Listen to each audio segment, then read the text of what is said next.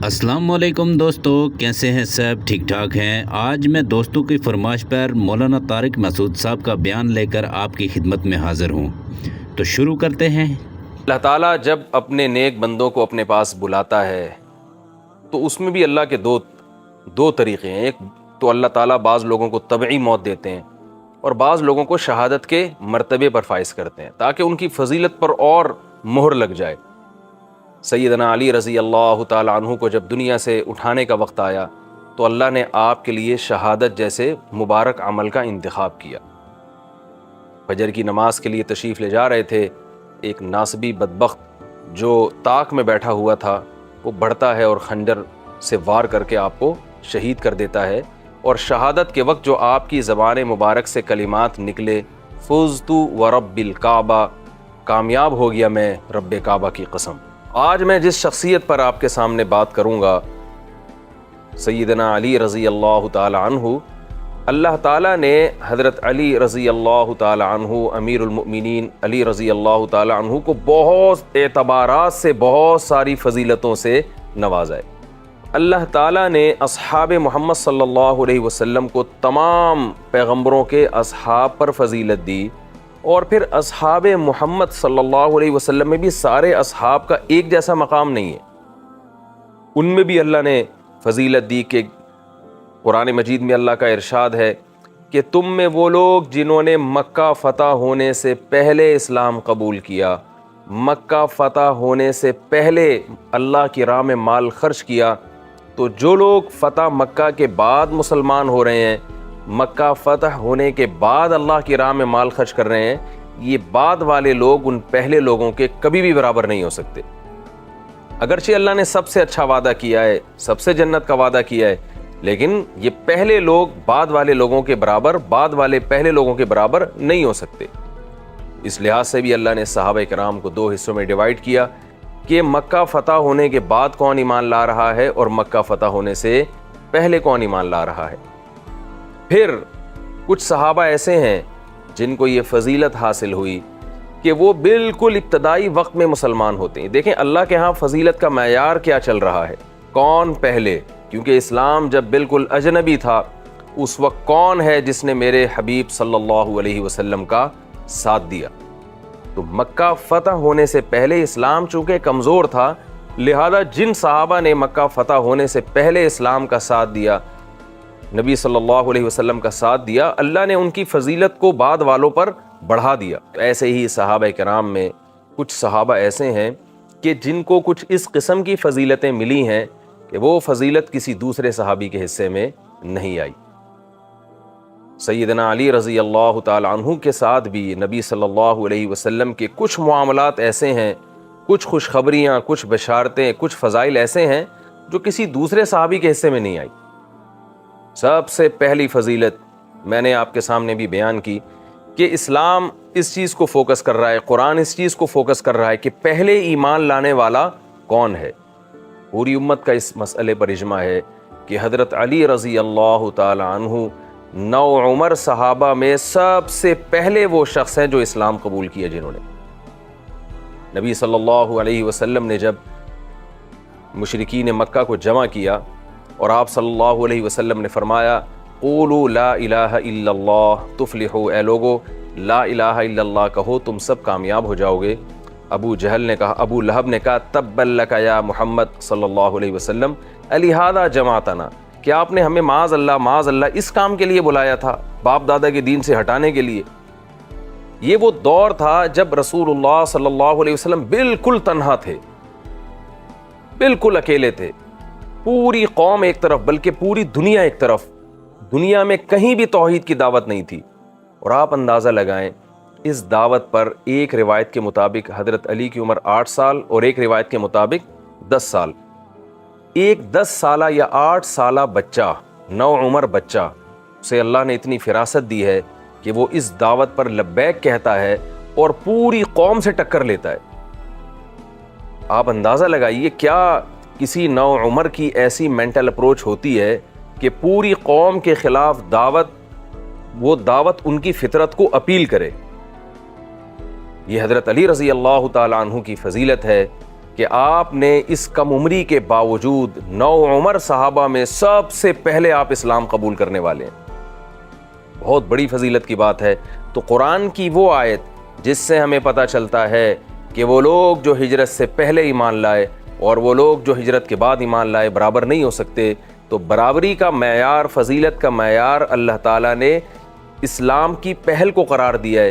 یہ پہل حضرت علی رضی اللہ تعالیٰ عنہ کے حصے میں آتی ہے.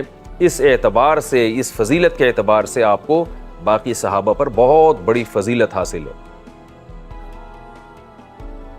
اس کے بعد ہم دیکھتے ہیں کہ اتنی کم عمری میں آپ کی دین کے لیے قربانیاں کیا ہیں. ہجرت کا مشہور واقعہ ہے. رسول اللہ صلی اللہ علیہ وسلم مشرکین مکہ کے مصائب سے، مظالم سے تنگ آ کر مدینہ طیبہ کی طرف ہجرت فرماتے ہیں. کیسا اعتماد ہے اور حضرت علی رضی اللہ تعالی عنہ کا کیسا جگر ہے اور کیسی سمجھ ہے اس نوعمری میں کہ نبی صلی اللہ علیہ وسلم امین ہیں، صادق ہیں. آپ کو یہ خوف ہوتا ہے کہ اگر میں لوگوں کی امانتیں ان کے سپرد کیے بغیر ہجرت کر لیتا ہوں تو کل یہ مشرکین مکہ انگلیاں اٹھائیں گے کہ محمد صلی اللہ علیہ وسلم معاذ اللہ خائن نکلے. تو آپ حضرت علی رضی اللہ تعالی عنہ کو اس نوعمری میں ان کے اپنی امانتیں آپ کے سپرد کرتے ہیں اور اپنے بستر پہ لٹا دیتے ہیں. آپ ذرا تصور کیجئے کہ آج کسی کا ایسا جگرا ہے کہ جسے قتل ہونے کا ڈر ہو اور یہ بھی خوف ہو کہ مجھے مار دیا جائے گا، غلط فہمی کی بیس پہ مجھے قتل کر دیا جائے گا. تو کیا کوئی ایسا جگر ہے کسی کا، کوئی ایسی قربانی دینے کے لیے آج تیار ہوتا ہے؟ اور ایک طرف یہ بھی ہے کہ رسول اللہ صلی اللہ علیہ وسلم تو ہمیں چھوڑ کے جا رہے ہیں. کیسا ایمان ہے. حضرت علی رضی اللہ تعالیٰ عنہ قربانی دیتے ہیں اور آپ صلی اللہ علیہ وسلم کے بستر مبارک پر لیٹ جاتے ہیں. مشرکین کھڑے کھڑے انتظار کر رہے ہیں اور جب دیکھتے ہیں کہ یہ تو علی ہیں، آپ کو چھوڑ دیتے ہیں. اس حال میں اللہ کی طرف سے مقدر تھا، اللہ نے آپ سے کام لینا تھا. اور حضرت علی رضی اللہ تعالیٰ عنہ آپ صلی اللہ علیہ وسلم کی امانتیں لوگوں کے سپرد کرتے ہیں اور 3 دن کے بعد پھر آپ بھی ہجرت فرما لیتے ہیں. تو مہاجر صحابہ کی اللہ نے الگ سے فضیلت بیان کی ہے. فرمایا جو لوگ ہجرت کی جنہوں نے اور شروع میں اللہ کی راہ میں جہاد کیا، ان کے برابر بھی بعد والے لوگ نہیں ہو سکتے. پھر آپ جب ہجرت کر کے جاتے ہیں تو پہلی لڑائی ہے بدر کی. اس وقت مورخین لکھتے ہیں آپ کی عمر 22 سال، بعض روایتوں میں کچھ کمی بیشی بھی ہے، تقریباً 22 سال. آپ اندازہ لگائیے 22 سال کی عمر کیا ہوتی ہے. غزوہ بدر ہے، سامنے 1000 کا لشکر، ادھر 313 کا لشکر. عرب میں یہ دستور تھا کہ جب بھی لڑائی ہوتی تھی تو لڑائی سے پہلے جو قوم کے بہادر ترین لوگ ہوتے تھے نا، وہ پہلے نکل کے حل میں مبارز کا نعرہ لگاتے تھے. حل میں مبارز کا مطلب یہ کہ کوئی ہے ہم سے مقابلہ کرنے والا. اس نعرے میں ہوتا یہ تھا کہ جس نے یہ نعرہ لگایا اس کا مطلب کہ وہ اپنے آپ کو قتل کے لیے گویا پیش کر رہا ہے. یعنی وہ یہ بزبان حال کہہ رہا ہے کہ جب تک سامنے والے کو میں قتل نہ کر دوں یا سامنے والا مجھے قتل نہ کر دے، اس وقت تک لڑائی شروع نہیں ہوگی. ایسی کنڈیشن میں جو یہ نعرہ لگائے گا اسے یہ بھی پتا ہوتا ہے کہ سامنے سے بھی کوئی بہت ہی بہادر آئے گا، کیونکہ جو آئے گا وہ بھی وہ شخص ہوگا کہ اسے بھی یہ یقین ہوگا کہ ہم دونوں میں سے ایک نے لازمی قتل ہونا ہے. تو سامنے سے بھی کوئی ایسا آدمی نہیں آئے گا جو کمزور ہو یا جس کا ظرف چھوٹا ہو. ادھر نعرہ لگتا ہے ادھر، اور نعرہ لگانے والے عرب کے 3 بڑے بڑے سردار ہیں جو بہادری میں بڑے مشہور تھے.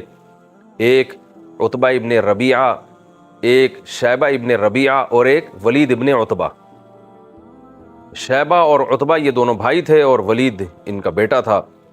یہ تینوں عرب کے قریش تھے. یہ ادھر ہم دیکھتے ہیں کہ مسلمانوں سے 3 انصار صحابی آتے ہیں ان کا مطالبہ قبول کرتے ہوئے، اور وہ بھی حلم مبارز کا نعرہ لگاتے ہیں کہ ٹھیک ہے بھائی، یہ 3 جوان ہیں تو ہماری طرف سے بھی 3.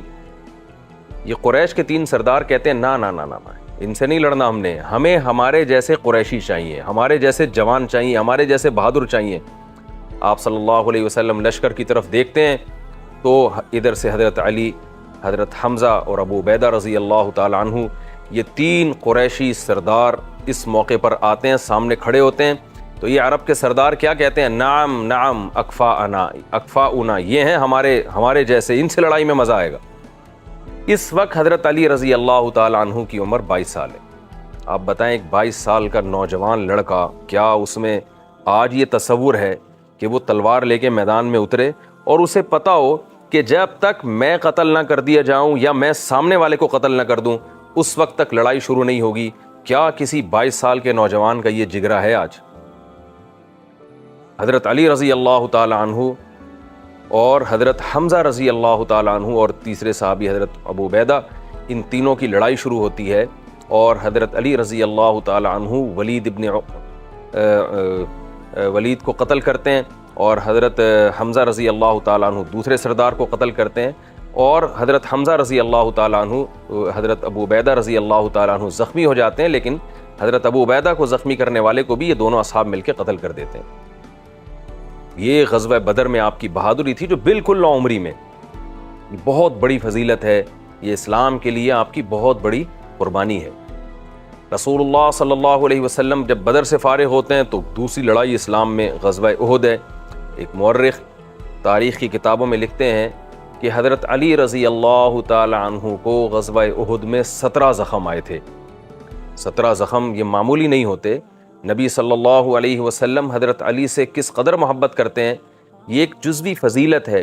کسی کو اپنی بیٹی دے دینا اور ایک پیغمبر کا اپنی بیٹی کسی کو دے دینا، یہ اتنی بڑی فضیلت ہے کہ اس کا جتنا تصور کیا جائے وہ کم ہے۔ یہ بالکل درست ہے، آپ صلی اللہ علیہ وسلم نے حضرت ابو بکر کی بیٹی سے نکاح کیا، آپ صلی اللہ علیہ وسلم نے حضرت عمر کی بیٹی سے نکاح کیا، بہت بڑی فضیلت ہے۔ کسی کی بیٹی سے نکاح کرنا بھی فضیلت، لیکن پیغمبر، اور وہ پیغمبر جو سید الانبیاء ہو، وہ خود اپنی بیٹی کسی پہ پیش کرے، یہ بہت بڑی فضیلت کی بات ہے۔ حضرت فاطمہ رضی اللہ تعالی عنہا کی جب نکاح کی عمر ہوئی تو بہت سارے سرداروں نے نکاح کا پیغام بھیجا۔ ایک روایت میں آتا ہے آپ صلی اللہ علیہ وسلم نے فرمایا میں نے اس کو علی کے لیے بٹھایا ہوا ہے۔ پھر آپ نے حضرت فاطمہ سے پوچھا، حضرت علی کا رشتہ پیش کیا، حضرت فاطمہ نے خاموشی ظاہر کی، جو اس کی علامت تھی کہ آپ راضی ہیں۔ آپ صلی اللہ علیہ وسلم نے اپنی بیٹی کو رخصت کر کے حضرت علی رضی اللہ تعالیٰ عنہ کے گھر بھیجا۔ یہ کتنی بڑی فضیلت ہے کہ پیغمبر اپنی بیٹی کسی صحابی پر پیش کر رہے ہیں، اور ایک حضرت علی رضی اللہ تعالیٰ عنہ سے قرب کی بیس پر، آپ کے کمالات کی بیس پر اپنا داماد ان کو بنا رہے ہیں۔ آپ صلی اللہ علیہ وسلم حضرت علی سے کس قدر محبت کیا کرتے تھے۔ ایک مرتبہ آپ صلی اللہ علیہ وسلم نے حضرت علی کو یمن میں ایک معرکے میں امیر بنا کے بھیجا۔ جب آپ واپس آئے ہیں تو ایک صحابی نے رسول اللہ صلی اللہ علیہ وسلم کے سامنے سیدنا امیر المؤمنین علی ابن ابی طالب رضی اللہ تعالیٰ عنہ کی کچھ شکایت کی۔ جیسے بعض حضرات ہوتے ہیں، امیر سے ان کو کچھ ایسی چیز پہنچتی ہے جو وہ پسند نہیں کرتے، تو امیر کے بارے میں کچھ شکایت کرتے ہیں۔ تو آپ صلی اللہ علیہ وسلم کو جب حضرت علی کے بارے میں کچھ شکایت کی گئی تو حدیث میں ہے، روایت میں ہے کہ آپ صلی اللہ علیہ وسلم کے چہرے کا رنگ متغیر ہو گیا۔ آپ کے چہرے سے پتہ لگ رہا تھا کہ آپ صلی اللہ علیہ وسلم حضرت علی کی اس شکایت کو خوش نہیں ہیں، اس شکایت کو سننا نہیں چاہتے۔ اور پھر آپ صلی اللہ علیہ وسلم نے فرمایا ان صحابی سے جو شکایت کر رہے تھے کہ کیا تمہیں معلوم نہیں ہے کہ میں اولا بالمؤمنین من انفسہم ہوں، میں مومنین کا خیرخواہ ان کی جان اور مال سے بھی زیادہ ہوں۔ صحابی نے کہا کیوں نہیں یا رسول اللہ، آپ یقیناً مومنین کے خیرخواہ ہیں، ان کی جان سے بھی زیادہ اور ان کے مال سے بھی زیادہ۔ تو آپ صلی اللہ علیہ وسلم نے فرمایا من کنت مولاہ فعلی مولاہ، جس کا میں مولا ہوں علی بھی اس کے مولا۔ یعنی اگر میں مسلمانوں کا خیرخواہ ہوں اور اپنی جان اور مال سے بھی زیادہ، تو علی بھی مسلمانوں کے میری ہی طرح خیرخواہ ہیں، جان اور مال سے بھی زیادہ، لہذا تم کیوں علی کی شکایت کر رہے ہو میرے سامنے؟ ان سے زیادہ خیرخواہ تمہارا کوئی امیر ہو نہیں سکتا۔ یہ حدیث کا مفہوم ہے۔ کس قدر آپ صلی اللہ علیہ وسلم کو حضرت علی رضی اللہ تعالیٰ عنہ سے محبت تھی۔ خیبر کے موقع پر حضرت علی رضی اللہ تعالیٰ عنہ کی آنکھ میں تکلیف تھی، جس کی وجہ سے آپ اس لڑائی میں شریک نہ ہو سکے۔ خیبر فتح نہیں ہو کے دے رہا، کئی دن ہو گئے، محاصرہ ہو رہا ہے۔ صحیح بخاری کی حدیث ہے، آپ صلی اللہ علیہ وسلم نے ارشاد فرمایا لَأُعْطِيَنَّ الرَّایَةَ رَجُلًا يُحِبُّ اللَّهَ وَرَسُولَهُ وَفِي رِوَایَةٍ يُحِبُّهُ اللَّهُ وَرَسُولُهُ، کل میں علم اس شخص کو دوں گا، امیر اس شخص کو بناؤں گا، اس شخص کے ہاتھ میں جھنڈا پکڑاؤں گا کہ جو اللہ اور اس کے رسول سے محبت کرتا ہے، اور اللہ اور اس کے رسول اس سے محبت کرتے ہیں اور اللہ اس کے ہاتھ پہ یہ قلعہ فتح کر دے گا۔ حضرت علی رضی اللہ تعالیٰ، اگلے دن حضرت علی کو بلایا گیا۔ بہت سارے صحابہ کو یہ تمنا تھی کہ شاید ہمیں دیا جائے گا، شاید فلاں کو دیا جائے گا۔ آپ صلی اللہ علیہ وسلم نے امیر المؤمنین حضرت علی رضی اللہ تعالیٰ عنہ کو بلایا اور ان کے ہاتھ میں جھنڈا تھما دیا۔ آپ کی آنکھوں میں تکلیف تھی، آپ صلی اللہ علیہ وسلم نے اپنا لعاب مبارک حضرت علی رضی اللہ تعالیٰ عنہ کی آنکھوں میں لگایا، جس سے آپ کو شفا ملی، اور اللہ تعالیٰ نے آپ کے ہاتھوں خیبر کا قلعہ فتح فرمایا، اور قیامت تک کے لیے آپ کی فضیلت پر ایک مہر لگ گئی، اور قیامت تک کے لیے حضرت علی رضی اللہ تعالیٰ عنہ کے مخالفین کے خلاف ایک حجت قائم ہو گئی کہ یہ وہ نبی صلی اللہ علیہ وسلم کے وہ چہیتے ہیں جن کے بارے میں آپ صلی اللہ علیہ وسلم نے اخلاص کی، خلوص کی بشارت دی۔ اور سب سے بڑی فضیلت جو اس واقعے میں یہ ہے کہ دیکھیے، اگر حضرت علی رضی اللہ تعالیٰ عنہ پہلے سے اس لڑائی میں موجود ہوتے اور پھر آپ صلی اللہ علیہ وسلم ان کے ہاتھ میں جھنڈا تھما دیتے تو یہ بھی بڑی فضیلت تھی۔ لیکن کمال کی بات یہ ہے کہ حضرت علی رضی اللہ تعالیٰ عنہ کو قدرت کی طرف سے مرض میں مبتلا کیا گیا اور جنگ سے غیر حاضر کیا گیا ایک شرعی عذر کی بیس پہ۔ یہ بتانا مقصد تھا قدرت کی طرف سے، اللہ رب العزت کی طرف سے، کہ یہ جنگ میں حاضر ان کا ہونے کا ارادہ نہیں تھا اور شرعی عذر کی وجہ سے یہ جنگ سے غیر حاضر ہیں، لیکن اللہ تعالیٰ ان کی فضیلت کو دنیا کے سامنے ثابت کرنے کے لیے باقاعدہ ان کو بلوایا جائے گا، ان کی آنکھوں میں جو بیماری ہے اس سے ان کو شفا دی جائے گی اور پھر ان کے ہاتھ میں جھنڈا پکڑا کر فتح کی جائے گی، یہ بتانے کے لیے کہ اب تک جو لڑائی میں فتح نہیں ہو رہی تھی، کامیابی نہیں ہو رہی تھی، اس کا بنیادی مقصد مسلمانوں کی آزمائش نہیں بلکہ اس کا بنیادی مقصد یہ تھا کہ اللہ حضرت علی رضی اللہ تعالیٰ عنہ کی فضیلت کو ثابت کرنا چاہتے تھے، اور وہ فضیلت اس پروسیس کے بغیر، اس عمل کے بغیر پوری طرح سے ثابت ہو نہیں سکتی تھی۔ کس قدر فضیلت کی بات ہے۔ غزوہ تبوک کے موقع پر آپ صلی اللہ علیہ وسلم نے سیدنا علی رضی اللہ تعالیٰ عنہ کو حکم دیا مدینہ میں رہنے کا، کہ آپ امہات المومنین کی اور اہل خانہ کی حفاظت کریں اور نگرانی کریں۔ حضرت علی رضی اللہ تعالیٰ عنہ کے الفاظ ہیں، یا رسول اللہ اتخلفنی فی النساء والصبیان، کیا آپ مجھے عورتوں اور بچوں میں چھوڑ کے جا رہے ہیں؟ جو لوگ تبوک کو جانتے ہیں اور تبوک کی ہولناکیوں کو جانتے ہیں، ان کی نظر میں اس جملے کی بہت بڑی ویلیو ہے، بہت بڑی اہمیت ہے۔ غزوہ تبوک وہ لڑائی ہے جس میں منافقین تو بہرحال پیچھے رہ ہی گئے تھے، بعض مخلص صحابہ بھی پیچھے رہ گئے تھے جن کی بعد میں توبہ کا اعلان ہوا، ان کو سخت سزا دی گئی۔ کعب بن مالک رضی اللہ تعالیٰ عنہ اور ہلال ابن امیہ رضی اللہ تعالیٰ عنہ، تو یہ ان جیسے کعب بن مالک، مرارہ ابن ربیع رضی اللہ تعالیٰ عنہ اور ہلال ابن امیہ رضی اللہ تعالیٰ عنہ، یہ تین بہت ہی مخلص صحابی تھے جو اس قدر شدید گرمی تھی اور اتنا لمبا سفر تھا، اور طابت الثمار والظلال، لمبے لمبے گھنے سائے اور کھجوروں کے باغات پکے تیار ہو چکے تھے۔ ایسے موقع پہ بعض مخلص صحابہ کے پاؤں بھی متزلزل ہو گئے اور وہ بھی پیچھے رہ گئے ایسی جنگ میں۔ تو ایسے موقع پہ تو بہانہ تلاش کر رہے تھے لوگ، کہ بہت سے لوگ، کہ کسی طریقے سے ہم کو بہانہ مل جائے پیچھے رہنے کا۔ ایسے موقع پہ اگر آپ صلی اللہ علیہ وسلم حضرت علی کو حکم دیتے ہیں کہ آپ پیچھے رہو، تو بظاہر انہیں تو خوش ہونا چاہیے تھا کہ بھئی اتنی شدید گرمی، ایسی گرمی تھی کہ منافقین کے بارے میں وعید نازل ہوئی۔ منافقین کہہ رہے ہیں کہ لا تنفروا فی الحر، اتنی شدید گرمی میں مت نکلو۔ تو قرآن کی آیتیں نازل ہو رہی ہیں، قل نار جہنم اشد حرا، جہنم کی آگ اس سے بھی زیادہ سخت ہے۔ اتنی شدید گرمی میں باغات کو چھوڑ کے جانا یہ ویسے ہی مشکل کام تھا۔ بہت سے منافقین جھوٹے بہانے کر رہے تھے، لیکن حضرت علی رضی اللہ تعالیٰ عنہ کو جب حکم دیا جاتا ہے کہ آپ پیچھے رہیں، تو آپ خوش نہیں ہو رہے ہیں۔ نبی سے پیچھے رہ کر آپ کو کوئی خوشی محسوس نہیں ہو رہی، آپ یہ نہیں سوچ رہے کہ مجھے ایک پیچھے رہنے کا بہانہ مل گیا، ویسے بھی میں نبی صلی اللہ علیہ وسلم کے ساتھ ہر جنگ میں شریک رہا ہوں، ایک میں شرکت نہیں کی تو کیا ہو گیا؟ بلکہ آپ کیا فرما رہے ہیں، اتخلفونی فی النساء والصبیان، یا رسول اللہ میں کیسے برداشت کر لوں، آپ مجھے عورتوں اور بچوں میں چھوڑ کر جا رہے ہیں۔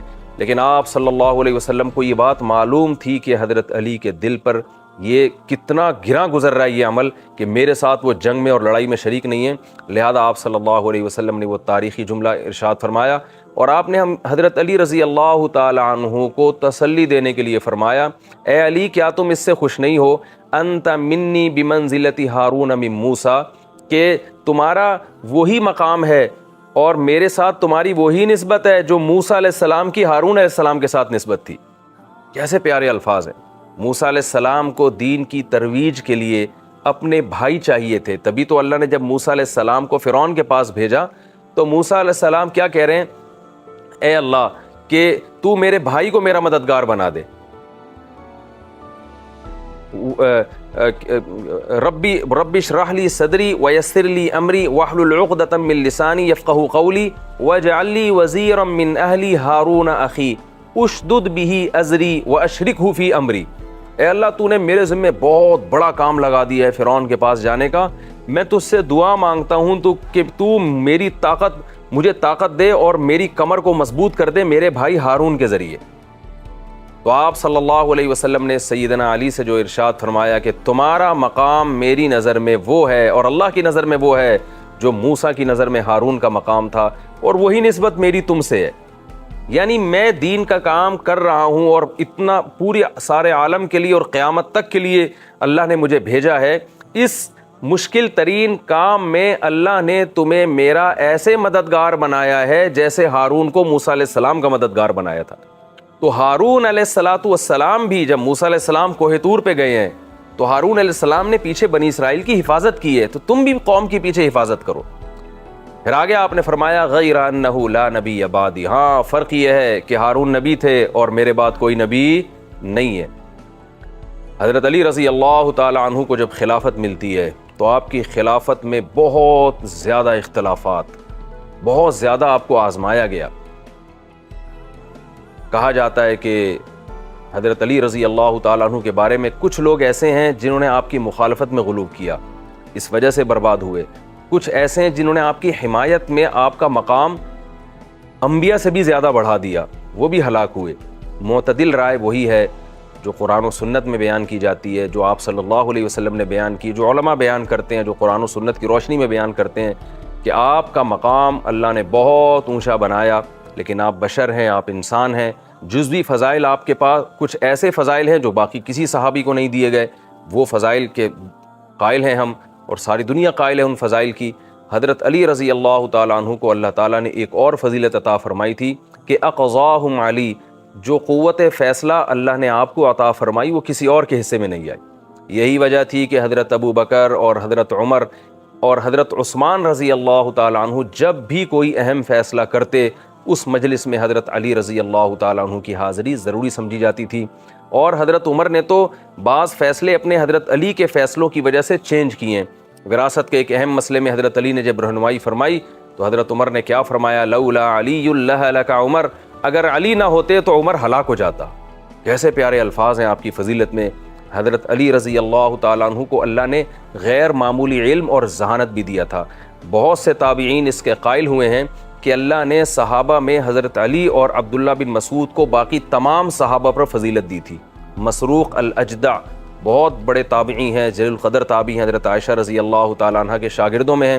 بخاری میں بہت سی روایتیں آپ سے، وہ فرماتے ہیں اللہ تعالیٰ نے نبی صلی اللہ علیہ وسلم کے علوم کو 6 صحابہ میں بند کیا، جن میں ایک علی اور عبداللہ بن مسعود بھی ذکر کیے۔ فرمایا ان 6 کے 6 کے علم کو اللہ نے ان 2 میں بند کیا ہے، علی اور ابن مسعود میں۔ اور اس کی وجہ بھی ہے کہ حضرت علی رضی اللہ تعالیٰ عنہ چونکہ بہت ہی کم عمری میں اسلام قبول کرتے ہیں اور نبی صلی اللہ علیہ وسلم سے آپ کی رشتہ داری ہے کہ آپ کے دادا اور نبی کے دادا ایک ہی ہیں، تو آپ حضرت علی کے والد اور آپ صلی اللہ علیہ وسلم کے والد دونوں بھائی ہیں، اتنے قریبی رشتہ، پھر اس رشتے کو مزید تقویت ملتی ہے کہ آپ نبی صلی اللہ علیہ وسلم کے داماد بھی بن جاتے ہیں۔ تو کم عمری میں اتنی جنگوں میں شرکت، آپ صلی اللہ علیہ وسلم کے ساتھ شرکت، اس سے آپ کو علم سیکھنے کا بہت موقع ملا۔ پھر خلفائے راشدین کے ہر اہم فیصلوں میں آپ شریک رہے، تو خلفائے راشدین کا نظام، باقی جو 3 خلفاء تھے ان کا نظام حکومت آپ نے اپنی آنکھوں سے دیکھا۔ حضرت عمر نے جو کمیٹی بنائی اس میں آپ کو شریک کیا اور خلافت کا اہل قرار دیا، اور حضرت عمر کے فیصلوں میں، اور پھر یہ جو تجربہ نبی صلی اللہ علیہ وسلم کے ساتھ، اس کی بیس پر بہت سے علماء کی یہ رائے ہے کہ اللہ تعالیٰ نے جو علم حضرت علی اور ابن مسعود کو عطا کیا وہ علم کسی اور کے حصے میں نہیں آیا، اور ابن مسعود رضی اللہ تعالیٰ عنہ کو علم تو عطا کیا لیکن قضا، کیونکہ آپ حاکم بھی تھے تو قضا کے فیصلوں میں اللہ نے آپ کو جو مقام عطا فرمایا وہ کسی اور کے حصے میں نہیں آیا۔ ہم وراثت کے مسائل جب طلبہ کو پڑھاتے ہیں تو ایک مشہور مسئلہ ہے، مسئلہ اکدریہ کہلاتا ہے۔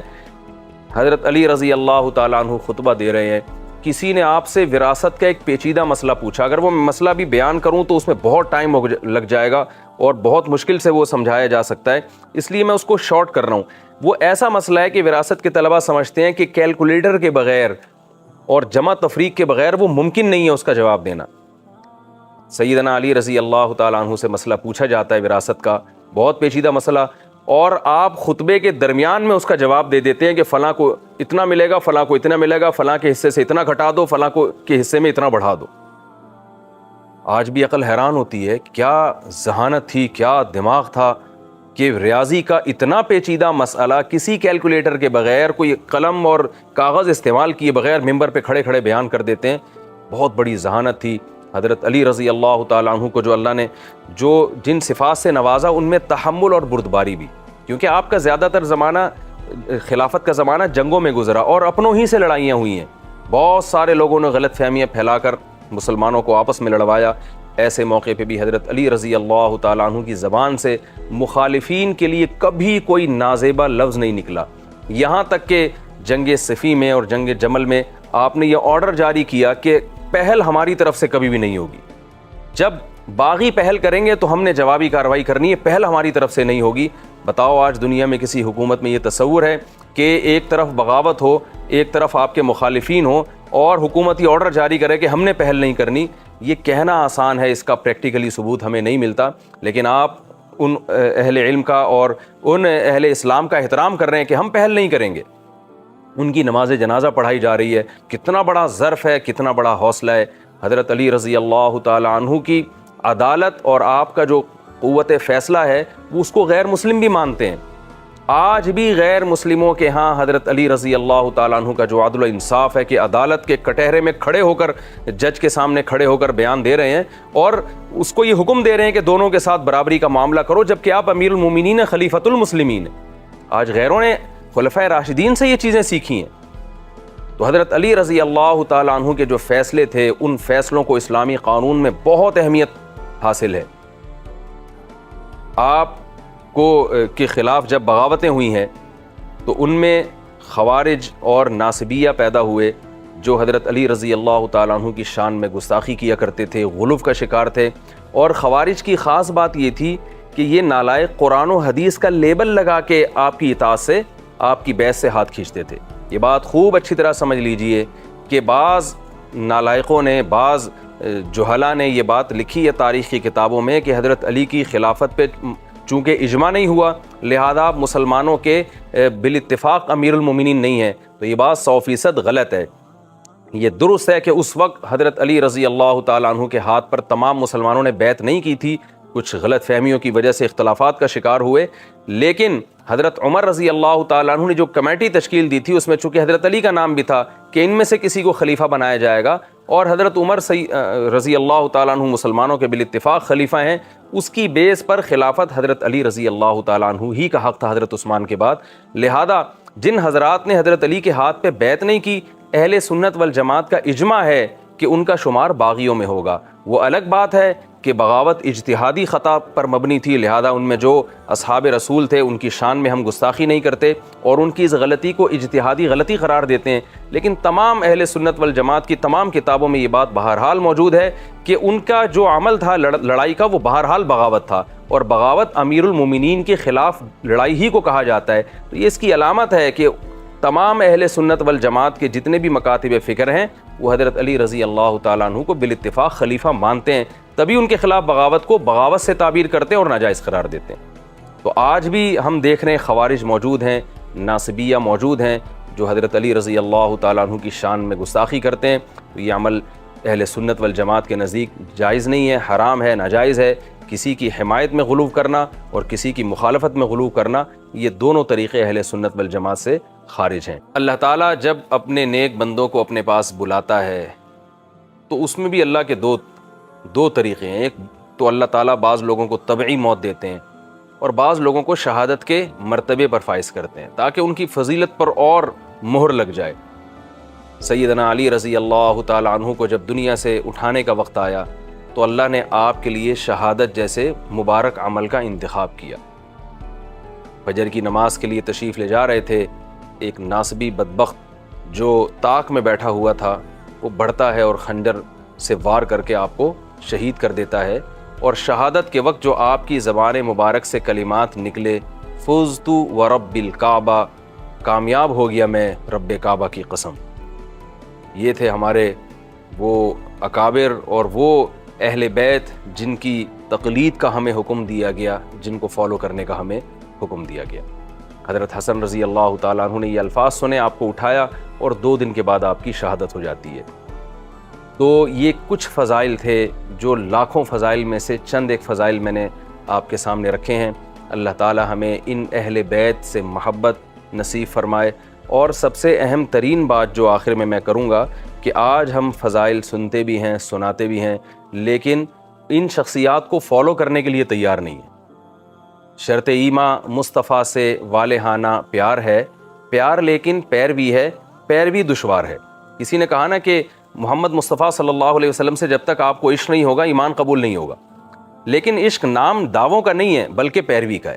تو اہل بیت سے جب تک آپ کو عشق نہیں ہے تو آپ کا ایمان قبول نہیں ہے، لیکن عشق کا دعویٰ اس وقت قبول ہوگا جب آپ اہل بیت کو فالو کرتے ہیں۔ اہل بیت زاہد فی دنیا تھے، دنیا سے بے رغبتی اختیار کرنے والے۔ حضرت علی رات کو داڑھی پکڑ کے اشعار پڑھا کرتے تھے اور دنیا کو خطاب کر کے کہتے تھے کہ تو مجھے ورغلانے کے لیے آ رہی ہے۔ جب قبرستان سے گزرتے تو عبرت کے لیے اہل قبور کو خطاب کرتے کہ کہاں گئی وہ تمہاری رونق، اور کہاں گئے وہ تمہارے جو بھی دنیا داری، اور کہاں گئی وہ تمہاری دولت اور جاہ و جلال۔ تو ہم اہل بیت سے محبت کے دعوے کرتے ہیں اور ہمارا ایمان ہے کہ اہل بیت سے محبت کے بغیر اسلام قبول نہیں ہے، لیکن اس کو بھی فوکس کرنا چاہیے کہ ہم اہل بیت کو فالو کتنا کرتے ہیں۔ اللہ تعالیٰ سے دعا ہے کہ اللہ تعالیٰ ہمیں اہل بیت کا سے عشق اور محبت نصیب فرمائے، اور وہ عشق جو اللہ کے ہاں پسندیدہ ہو، مقبول ہو، جس کی دلیل ہو۔ اور دلیل کیا ہے؟ ان کے راستے پہ چلنا، ان کے راستے کو فالو کرنا۔ وما علینا الا